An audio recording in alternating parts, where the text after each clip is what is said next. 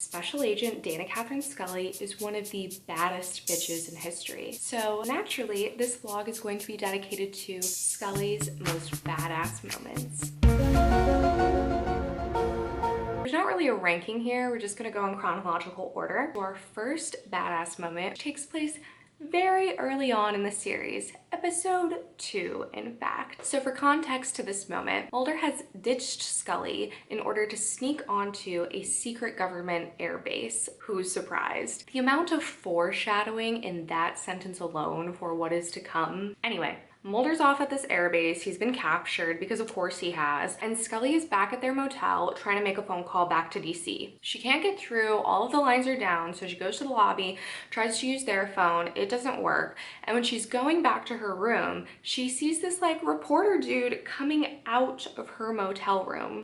He shouldn't be in there. She clocks it immediately because that is sus as hell. She reaches for her gun behind her back and realizes like, oh shit, she doesn't have her weapon. This is not good. But she's not trying to give it away. She's trying to play it cool. Nonchalant. Oh yeah, I was trying to make a call. No big deal. I was in the lobby trying to make a call. Phone's down again? Yeah. Then, while Scully's trying to act all cool, she hears the radio from this guy's car go off. It's immediately very obvious to her that he is not who she thought he was. He is actually an undercover airbase security operative.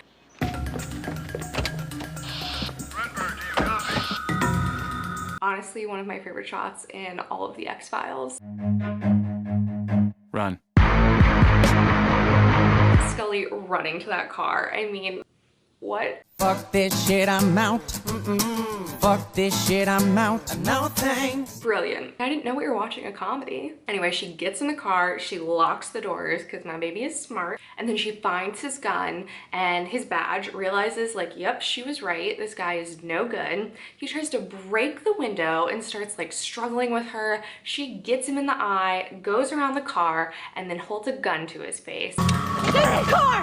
Hands on the car! Do it! I said hands against the car. Who are you? I want you to get on that walkie-talkie and find out where Mulder is. I don't think I can do that. I think you can. Or I'm gonna have every newspaper in America out here writing about your experimental aircraft.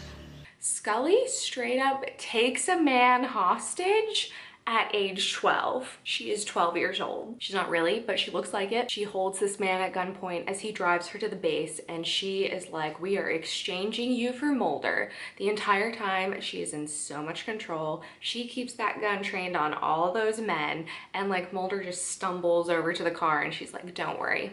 I've got this. I've got this completely under control. It's honestly amazing. Our next moment also comes from season 1 because even though baby Scully is so small, she is still so bad. In this episode, Beyond the Sea, Luther Boggs is this incarcerated serial killer that Mulder put in jail like a long time ago, but now he claims to have psychic powers. So he's supposed to be kind of helping Mulder and Scully along in exchange for not being sentenced to death. Like, he's going to be sentenced to death, but if he helps them, there might be some leeway. So anyway, using Boggs's psychic clues, Mulder and Scully follow his lead and Mulder ends up getting shot. Scully is pissed. She starts putting things together. She thinks that Boggs is working with the killer that they're trying to catch right now, and that he set up all of those like psychic clues as just a trap for Mulder because, you know, vengeance.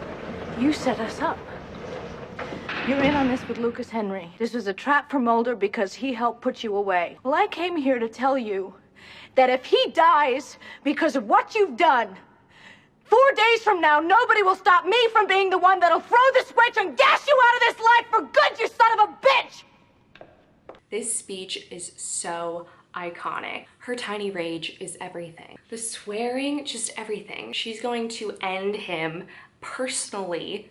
I mean, I love it. I also love that this scene shows how protective she is of Mulder. The second she thinks that his life is threatened, she's just gonna go take the man out that she thinks is responsible. Look at her go. Then we've got Anasazi, which is at the end of season 2. In this episode, Mulder's dad has died at the hands of Alex Krycek, and Mulder is very suspicious of it. He thinks he knows that Krycek did it, and so later in the episode when they bump into each other, Mulder has snapped. He is going for him. He is going to kill Krychek, and there is nothing that anyone can do about it except for Dana Catherine Scully. She shows up and she knows that like if Mulder shoots Krychek, it's gonna be bad news. So she intervenes, tries to break up their little fight. Mulder! Don't shoot him! Just back away! You killed my father, Scully! Mulder's not having any of it, so she shoots him. I have him, Mulder! No, Scully! You heard that right. She shoots him. Straight up doesn't even blink. She was like, oh, you're not gonna listen to me? Cool. Boom. Oh shit! Oh shit! Oh shit! What? I love that Scully just like is like, oh no, like you are not doing this. I know what's best. And if you're not gonna listen to me, I'm gonna make you listen to me. Badass. Our next moment comes from season 3, Piper Maru. This episode takes place after Melissa, Scully's sister, gets shot and killed in Scully's apartment. Scully's been trying to figure out who killed her sister. I mean, it's a really fucked up situation. And Skinner brings her into his office to tell her that they're no longer gonna be investigating her sister's case. You know, all of this evidence has been gathered, but you know, they're just not gonna pursue it anymore. This is one of my like favorite, most underrated badass moments because Scully then goes on a quiet, enraged rant. You know, it's strange. Men can blow up buildings, and they can be nowhere near the crime scene, but we can piece together the evidence and convict them beyond a doubt. Our labs here can recreate out of the most microscopic detail the motivation and circumstance to almost any murder, right down to a killer's attitude towards his mother and that he was a bedwetter. But in the case of a woman, my sister, who was gunned down in cold blood in a well-lit apartment building by a shooter who left the weapon at the crime scene, we can't even put together enough to keep anybody interested. I don't think this has anything to do with interest. If I may say so, sir, it has everything to do with interest. I love how quietly angry she is and how indignant she feels. Like it's some really good acting. I love that it points out the differences between the types of cases that get attention and the types of cases that don't. And it's a feminist as fuck moment. So congrats, Scully. Now we have Kill Switch from season 5. This moment is kind of strange because like it's Scully, but it's not really Scully, but I am living for this moment, so it has to go in here. So it's a simulation, but we don't really know that it's a simulation. All we see is Mulder, and he is in this weird room being rubbed down by these like sexy nurses. I don't even know what to say about all that. And these nurses are trying to persuade him to tell them about the kill switch, hence the episode Kill Switch.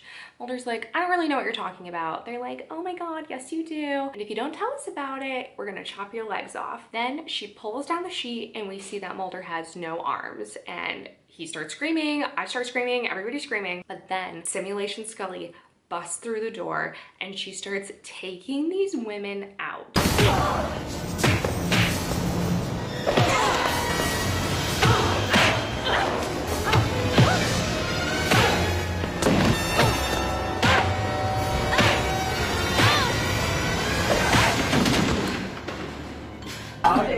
Holy moly.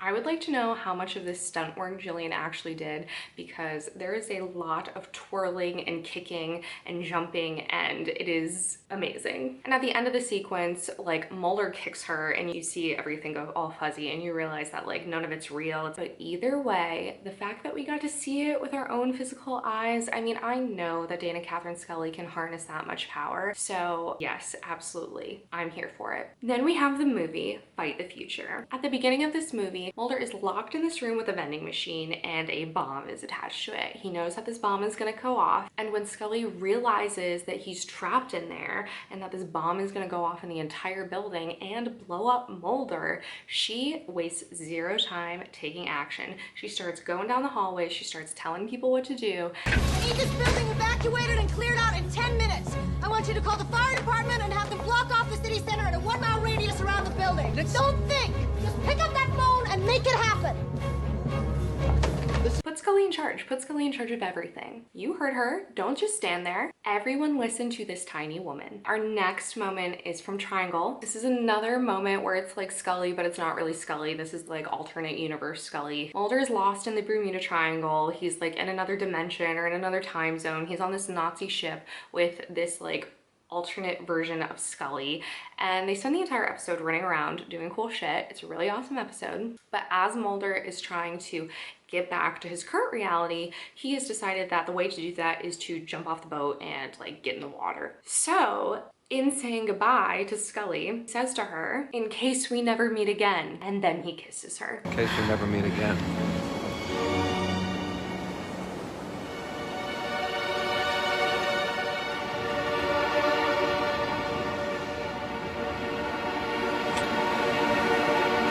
This is the first time we see Mulder and Scully kiss. And why does it need to be an alternate reality version of Scully? Why can't it just be like normal Scully? But this is the real version of Mulder. So, you know, I don't know. They kiss for a long time. Like, I don't think I realized how long this kiss was, but it's long. It's also in the dark, like all the other X-Files kisses, like so poorly lit. Oh my God. But the badass portion of this is as soon as the kiss is over, alternate universe Scully punches Mulder in the face, and it's awesome. She's like, "I'm gonna let you kiss me for a really, really long time, but then I'm gonna make you pay for it."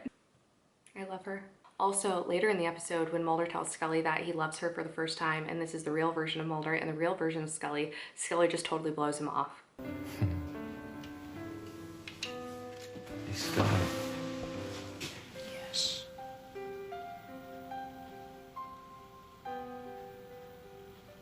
I love you.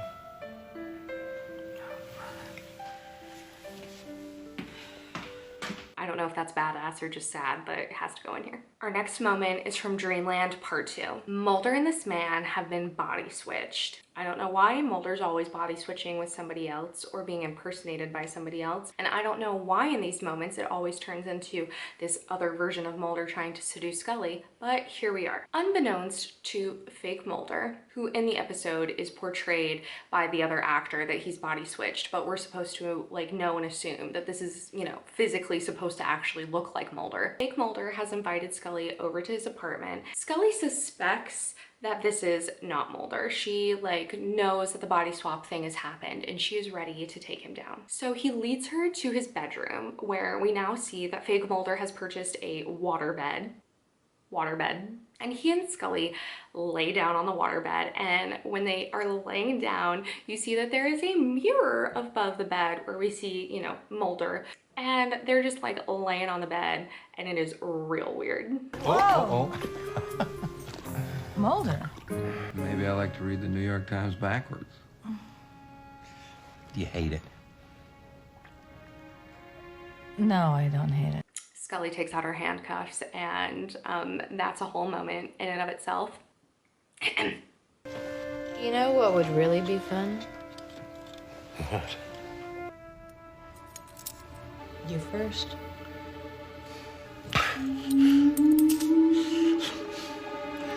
First time. Yep. And this asshole really thinks she's for real. But then she immediately turns on him and is like, "Bitch, I got your number." You're not Mulder. What? Baby. Baby me and you'll be peeing through a catheter. When he calls her baby, I want to die. No one's ever gonna believe you, so you might as well just get used to me being here. Or I just shoot you. Baby. You have decided to mess with the wrong woman, sir. I still am thinking about those handcuffs. You first.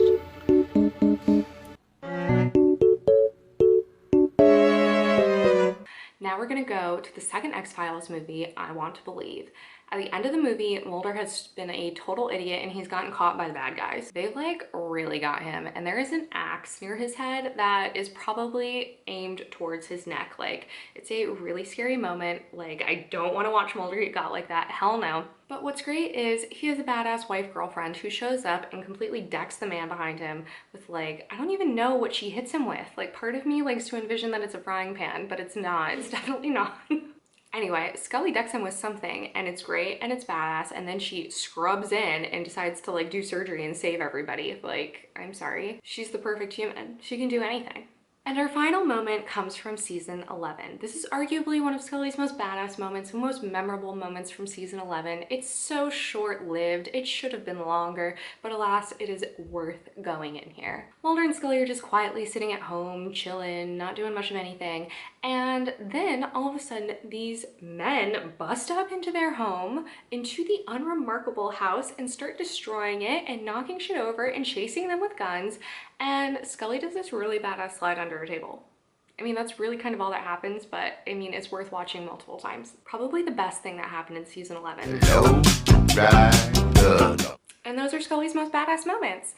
I'm sure that there are a ton that I have missed. Please inform me below if there are any of your favorites that didn't make it into this video. I'm sure one day I will make another one because Scully has so many badass moments. How could we only make one video? And I'll be back soon with more X-Files reviews. Make sure to go watch some of my other videos, subscribe to my channel, and I'll be back soon. Bye!